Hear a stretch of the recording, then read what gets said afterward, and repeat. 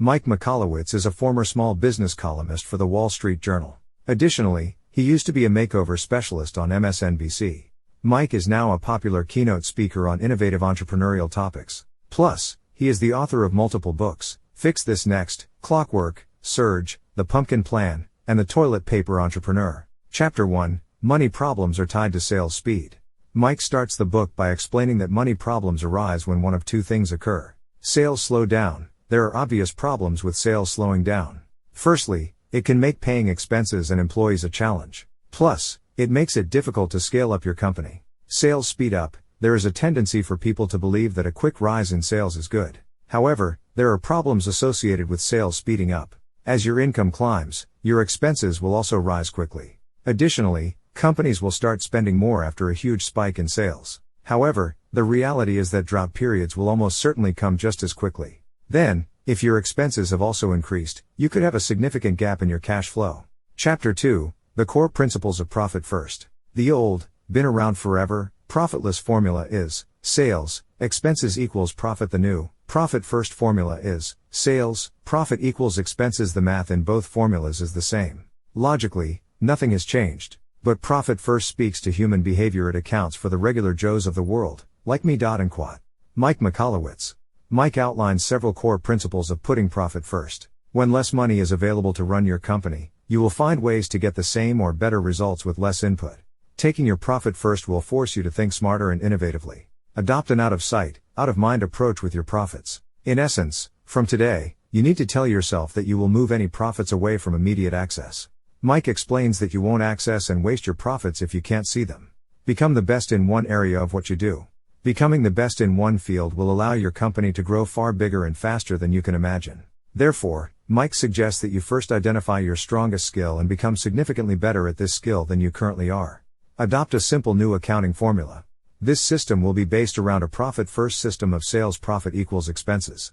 Eliminating unnecessary expenses will help your business more than anything else. Chapter 3, Setting up profit first for your business. Mike already introduced the idea of a separate account called profit. However, Mike recommends that you should set up 5 checking accounts at the start of your business. Income, profit, owner's comp, tax, OPEX. Mike also suggests that everybody opens 2 more external savings accounts. Ensure that these accounts are with a different bank than the one you use for your daily operation. One of these savings accounts will be your no temptation profit hold account.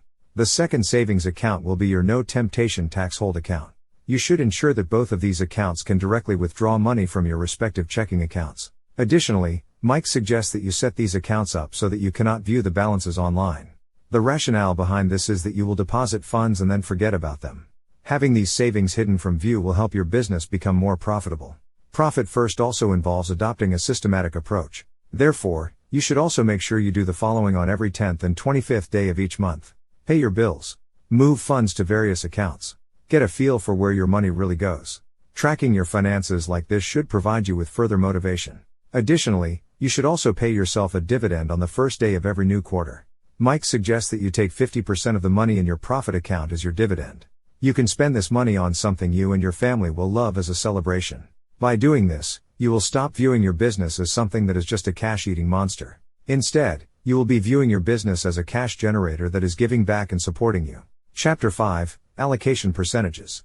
Working on your business is about building systems. Period. An entrepreneur is someone who finds the solutions to opportunities and problems and then builds systems to consistently deliver those solutions through other people or things. And quote.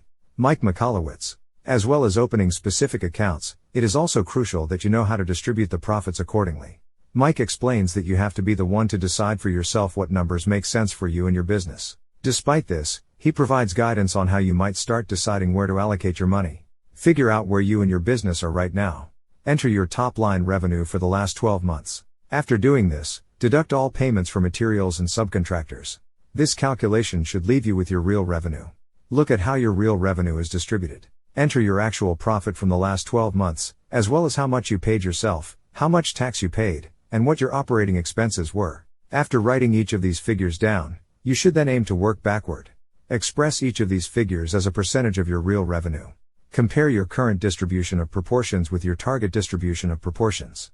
Your target percentages should consider the fact that your enterprise is at a particular stage in its growth. Subsequently, as your company grows and adds more employees, you will also alter your systems. For example, you will adjust your pay down as you transition from being an employee to being a shareholder. Additionally, as part of this transition, you will most probably add a management team.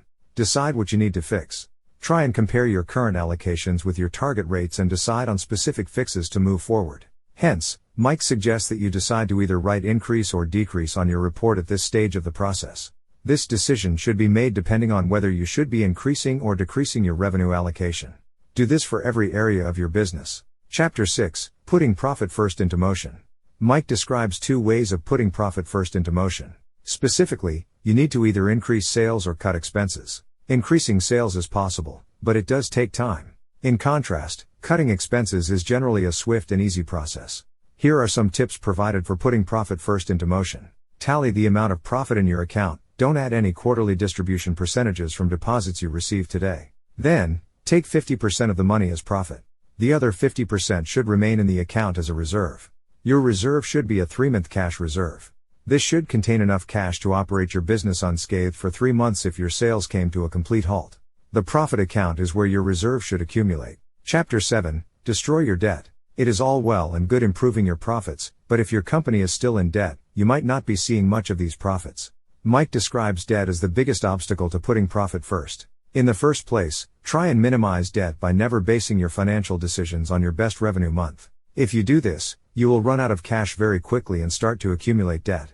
Making decisions based on your best revenue month encourages you to survive rather than thrive. Plus, try and start a debt freeze.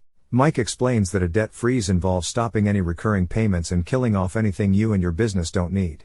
You should be aiming to get your monthly nut down to 10% below what your instant assessment suggests it should be. To remove debt, Mike suggests that we take successive small steps heading in the right direction.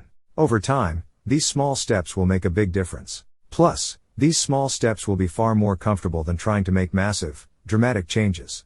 Build momentum and keep moving forward. Here is an example that Mike provides of small steps that you might try and take each quarter. Increase profit by 3%. Decrease operating expenses by 5%. Chapter 8, Find Money Within Your Business.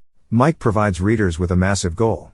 He wants you to investigate every aspect of your business and make the changes that will help your business get double the results with half the effort. However, Mike provides a series of tips that can help you find more money within your business. Build a leaner team. The area where you will likely be spending most of your money operating your business is labor. Therefore, you should look at your team and ask yourself the following questions. Who are my most important employees? Which employees provide the business with a net positive? Which roles need to stay in-house? Which roles are no longer profitable and can be removed? Which roles could I take on personally until profits increase? After being honest with yourself, you may identify that you are currently overstaffed based on your company's revenue level. If this is the case, you may have to plan to lay off those not included in your answers to the first bullet point. Then, outsource any work of theirs that you still need doing. Laying people off is not a pleasurable experience. However, creating a lean team is vital for future profitability. During this process, Mike recommends talking to your attorney and ensuring that you comply with the relevant labor laws by laying people off. Get hands-on with your funds. You need to be on top of your funds at all times. Hence, you should call your bank and cancel all automatic withdrawal from all of your accounts. You should be actively making decisions about what you are doing with your money, dependent on the business state at that time. Additionally, Mike recommends calling your card issuers and asking them for a new card with a new number. Then, see which vendors call you for your new card details.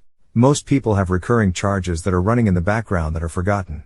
Changing your card numbers will let you take back control of your funds. After taking control of your automatic expenses, you should try and renegotiate your essential monthly expenses. Try and see if your vendor can reduce your bill by 25% each month. If the vendor cannot help, see if there are cheaper alternatives that can do the same job. Check this frequently, as new deals can crop up. Start a debt snowball. You can start a debt snowball by first listing all your debts. These debts should be in order from smallest to largest, regardless of interest rates. Then, you should pay the minimum on all these debts except for your smallest one. Wipe out this first debt as quickly as you possibly can. After paying off this first debt, you should move on to the second debt. Pay off this second debt as you did with the previous debt, and add the amount you had to pay off on the first debt. Carry on this process until all your debts have been paid off. This approach to paying off should create a debt snowball, which is driven by momentum. By starting with your smallest debt, you can build up to larger accomplishments over time. Importantly, though, do not add any further debts while paying off these debts.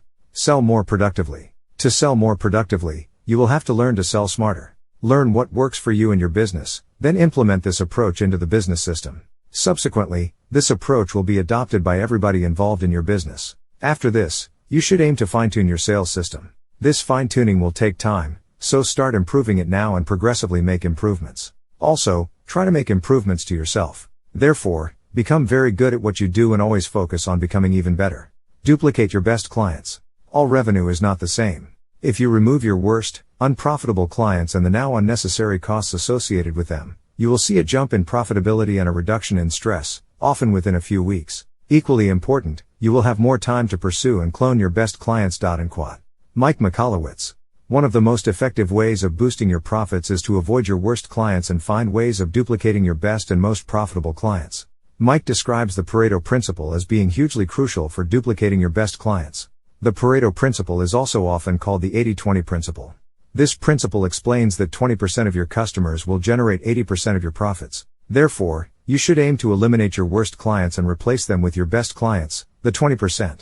Mike also reinforces that 80% of your profit will be derived from 20% of the products or services you offer. Chapter 9, The Advanced Techniques. As a foundation, Mike suggests that your company should be generating real revenue of $150,000 to $250,000 per full-time employee. However, many more advanced techniques should also be adopted to start putting profit first. Accountability groups. Give your self-discipline an extra boost by starting an accountability group. These groups should include like-minded peers who meet regularly to swap ideas and keep each other on track. Knowing you will have to report back to the group will increase your odds of following your goals. Profit pods. A profit pod is where you teach others the profit first principles and then help them apply them. You form a group of people going through the same transformation and then start providing hands-on help to each other. You will always learn more from teaching, so this is an excellent opportunity to help others while also helping your business. Chapter 10, The Profit First Life. Mike outlines 5 primary rules to help you stay in the profit first lifestyle for the next 5 years. Always start by looking for a free option. Never buy new when you can buy something equally good that is used. Never pay full price if you can avoid it. Negotiate and seek alternatives first. Delay major purchases until you have written down 10 alternatives to making the purchase and have thought through each one. Save your spending for your profit first quarterly dividends. Final point, teach your children to profit first. As well as benefiting from profiting first, you should also pass this knowledge on to your children. Therefore, try and instill good spending habits very early on in their lives. Mike suggests that you give each of your children 5 envelopes and label each of them this way. Envelope 1 should be called the Big Dream. This envelope should be for something big they want in the future. Have your children stash away 25% of their chore or gift money into this envelope. Envelope 2 should be called Family Support. Each of your children should pay something each week to contribute. They can choose what they want, but you should set a minimum. Envelope 3 will be called Impact. Have your children put approximately 10% of their income into this envelope to give to a charity of their choice or to start their own business. Envelope 4 is the Vault. Your children should put 10% of their funds into this and hope that they never need this. However, this will teach your children to prepare well. Envelope 5 is called Mad Money. Your children can use the remaining money to buy whatever they want and have fun.